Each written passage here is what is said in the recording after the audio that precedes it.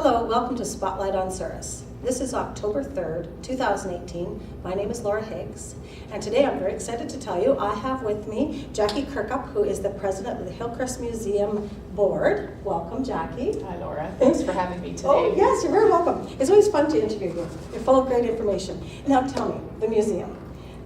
You're having another fundraiser coming up called the Halloween Tea, but you've had a few fundraisers and events going on with the museum, right? Yes, we have, and we seem to be busy this time of year with fall. We have several fundraisers that kind of go month to month, and so we're a pretty active group this time of year, but we have some great projects that we have completed at the museum, and we have a very large project that we're working towards completing. Great, great. Well, let's get up there and support the museum then.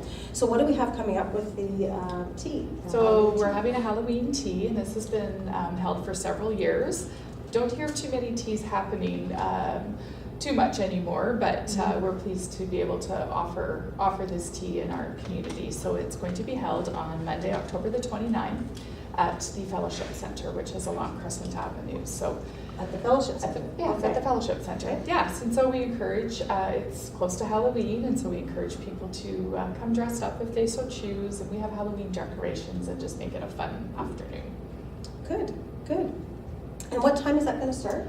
The tea will run from 2 till 4. It's a come and go. We have a bake table as well as a raffle table, so if you want to pick up some baking to take home or try your chance on to win some great prizes, it's always a fun afternoon.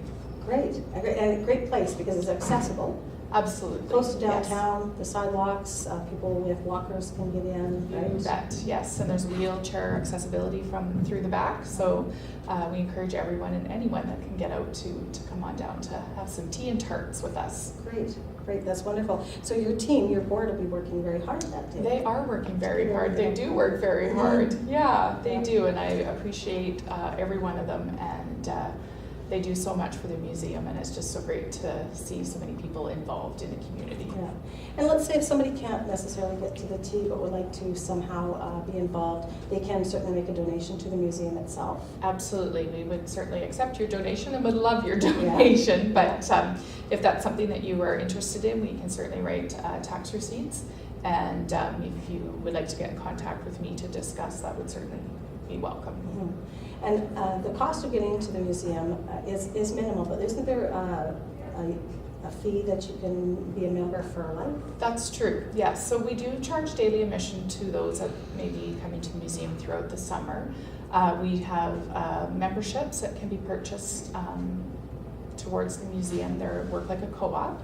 So for a lifetime membership, you can pay $100, and that will give you access to the museum throughout your entire lifetime.